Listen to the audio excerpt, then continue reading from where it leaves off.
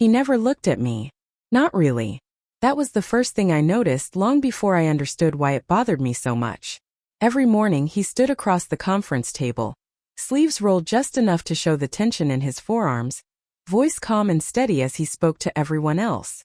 His eyes moved with intention, meeting theirs, holding, acknowledging. But when they passed over me, it was like I wasn't there. Not avoidance.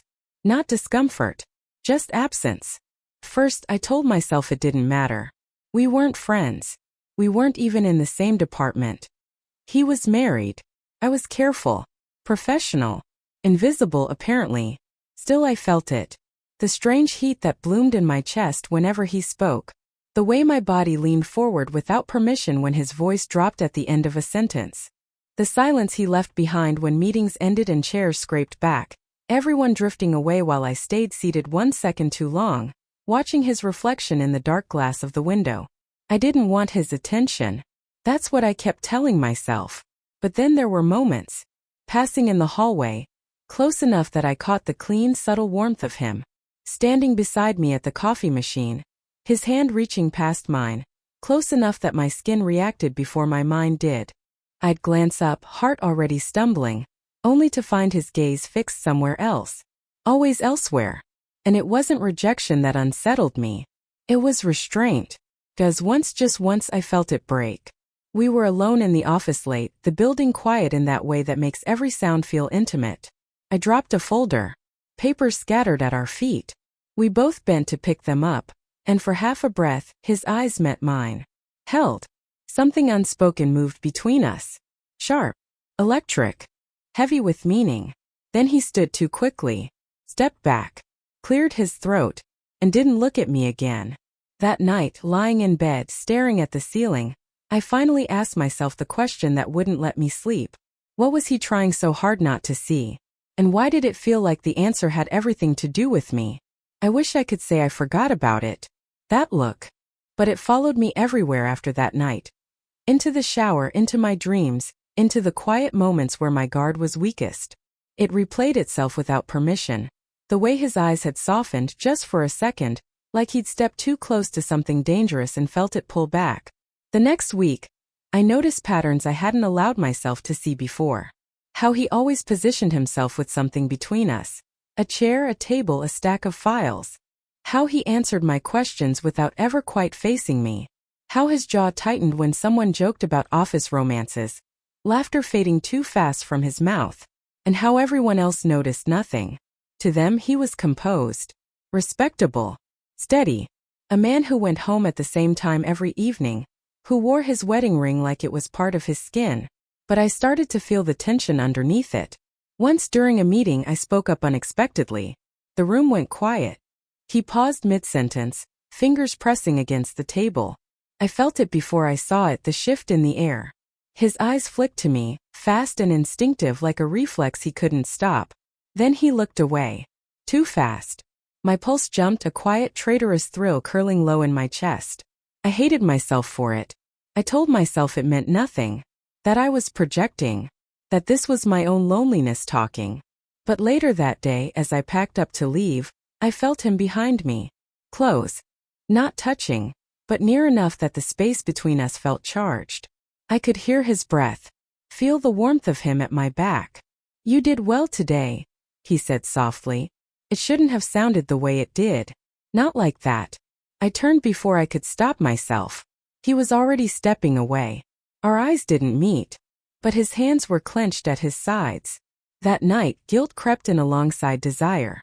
I reminded myself of his wife, someone I'd never met but imagined anyway. I reminded myself of the rules I lived by, the lines I never crossed. Still, as I lay in the dark, I couldn't stop thinking about how careful he was. Not because he didn't feel anything, but because he felt too much. And for the first time, the thought didn't scare me. It made me ache. After that, everything felt louder. The silence between us. The space we pretended was empty. I became painfully aware of my own body in ways I hadn't been before. How I held my shoulders when he was near. How my breath shortened when I heard his steps behind me. I hated how easily my focus fractured. How a single word from him could undo my concentration for the rest of the day. And still he didn't look at me. Not directly. But I started to catch the almost moments. Reflections in glass. The pause when I entered a room. The way conversation shifted when we were alone together. His voice lowering, sentences carefully neutral, like he was afraid that if he relaxed even a little, something irreversible would happen. Once in the elevator, the doors closed too fast. Just us. The hum of the cables overhead. The faint scent of his cologne, clean, restrained, unmistakably him. My heart pounded so loudly I was sure he could hear it. He stared straight ahead. I stared at the numbers climbing slowly above the door, every nerve awake. My arm brushed his sleeve as the elevator jerked slightly, and the contact sent a shiver through me so sudden it almost hurt. I felt him inhale, hold it, then exhale carefully like someone regaining control. When the doors opened, he stepped out without a word. Didn't look back. I stood there longer than necessary, my skin still humming, my thoughts tangled with guilt and something dangerously close to hope. That night, I admitted the truth to myself for the first time. I wanted him to look at me. Not casually. Not politely. I wanted the kind of look that stripped away excuses. The kind that lingered too long. The kind that said, I see you and I know exactly what this is. The realization terrified me. Because I knew, suddenly and with absolute clarity, that if he ever did look at me like that again, I wasn't sure I'd be strong enough to look away. And something told me, deep in my chest where instincts speak louder than reason, that he knew it too. The tension didn't fade. Settled in. Like something unfinished between us, humming quietly beneath every ordinary moment. I started to feel him before I saw him. The subtle shift in the room, the way conversations tightened, the way my attention sharpened without effort. I told myself it was nothing. Habit. Imagination. But my body reacted faster than my thoughts ever could. One evening we were the last two left again. I hadn't planned it. Neither had he. Just happened.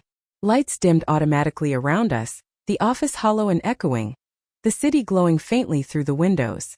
I pretended to be focused on my screen, aware of him standing a few feet away, flipping through a folder he didn't seem to be reading. The silence stretched. I should go, he said finally. He didn't move. Neither did I. My heart beat hard enough to feel in my throat. I closed my laptop slowly, deliberately, as if sudden movements might break whatever fragile balance held us there. That look you gave me, I said before I could stop myself. My voice was quiet, barely steady. The other night. The air changed. He exhaled long and controlled, like someone standing at the edge of something steep. Still he didn't turn around. I shouldn't have, he said. That wasn't denial. I stood, my chair whispering softly against the floor. The distance between us felt enormous and impossibly small at the same time. Why don't you ever look at me? I asked. He was silent for so long I thought he might leave. When he finally turned, it wasn't all the way. Just enough that I could see his profile. The tension in his jaw. The conflict written plainly across his face. Because, he said quietly, if I do, I won't know how to stop. My breath caught. For the first time he looked at me fully. Not briefly. Not accidentally. Completely. And it felt exactly like I'd imagined. Too intense, too intimate, like he was seeing past my careful composure and into the part of me that had been aching for him all along. Neither of us touched. We didn't need to. The space between us pulsed with everything we weren't saying, everything we were refusing to name. And in that moment I understood the truth I'd been circling for weeks. He hadn't been ignoring me. He'd been holding himself back. And now that he'd finally let himself see me, I wasn't sure either of us remembered how to pretend anymore. After that night, nothing touched, and everything changed. He went back to not looking at me. Or at least not openly. But now I knew what lived behind his restraint. And it made every ordinary moment feel charged with meaning. Awareness settled between us like a held breath that never quite released. We became careful in new ways. Too careful. When he spoke to me, his words were precise, measured. When our paths crossed, he adjusted his steps just enough to keep space between us.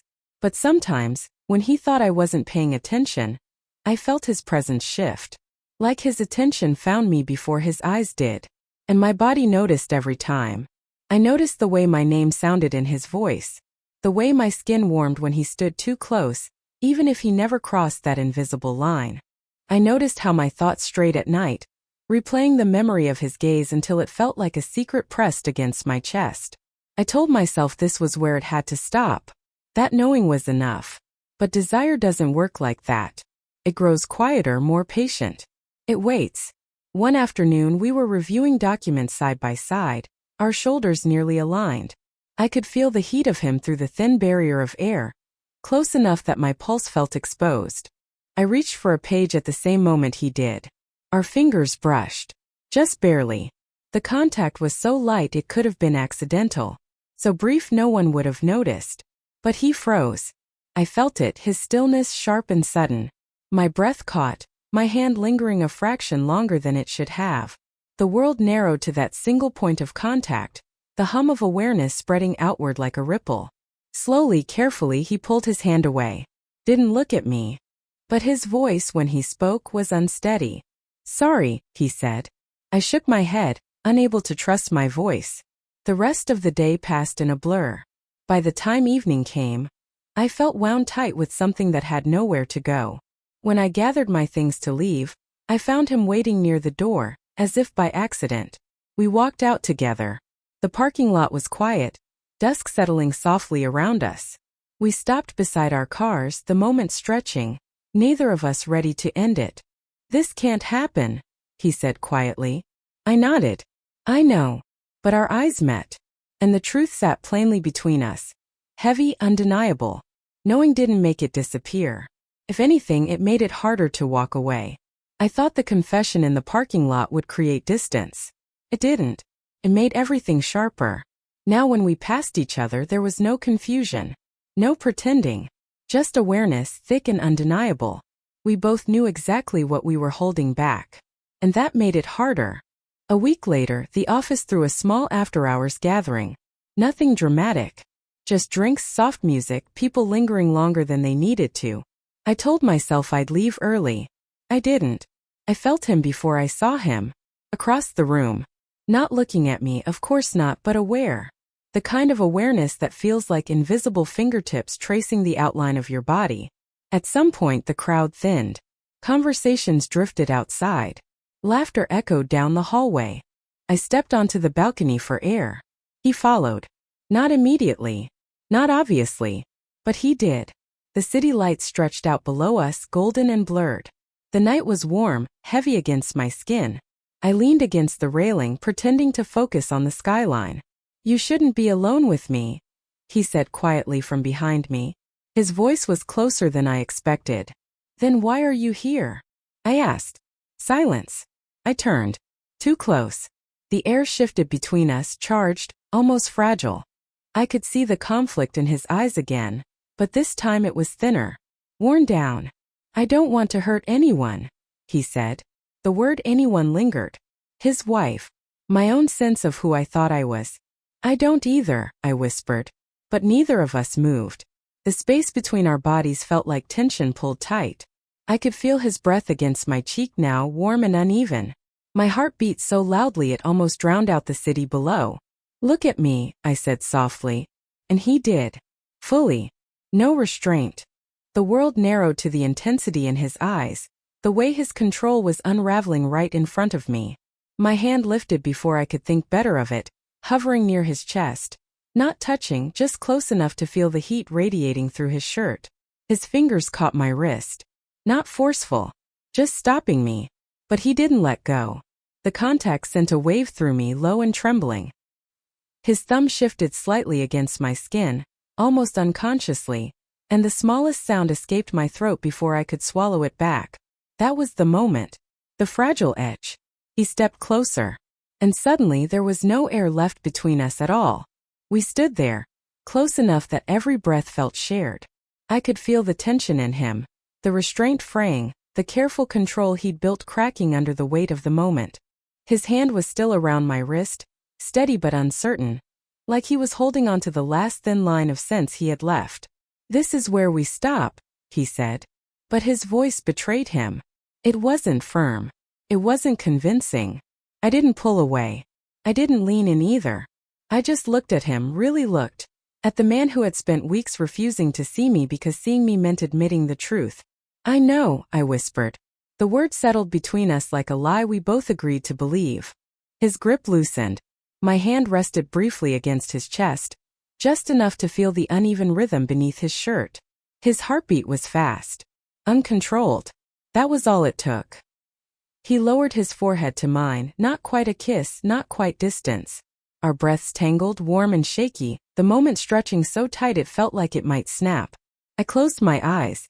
For one suspended second, the world disappeared, the office, the consequences, the names we didn't say out loud.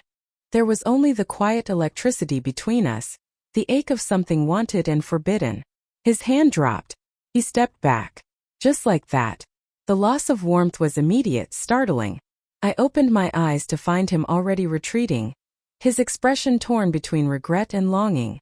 "I can't," he said again, this time like a promise he was forcing himself to keep. I nodded, even though my body protested the distance, even though my chest felt tight with everything unsaid. We didn't speak as we walked back inside. We didn't look at each other. But as we parted that night, I knew something irreversible had already happened. We hadn't crossed the line. We'd stood on it long enough to know exactly what we were capable of. And that knowledge stayed with me. Heavy, intimate, impossible to forget.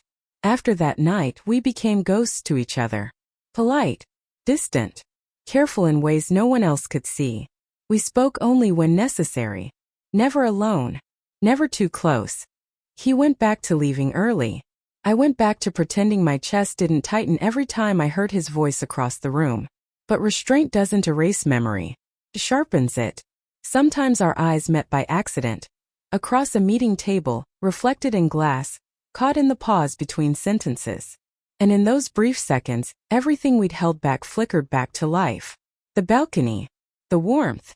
The almost. The choice we'd made. Weeks passed. Then months. One afternoon I noticed his desk was empty. Clean. Personal items gone. Someone mentioned casually that he'd transferred. A different office. A different city. No goodbye. I sat very still, letting the truth settle in slowly. He hadn't left because he didn't care. He left because he did. That night, alone in my apartment, I stood by the window and watched the city lights blur the same way they had on the balcony. I pressed my fingers lightly to my wrist, right where his hand had been, as if the memory might still live there. We never touched. But he saw me. And sometimes I think that was the most dangerous intimacy of all. To be desired so deeply, so silently, that the only way to survive it was to walk away.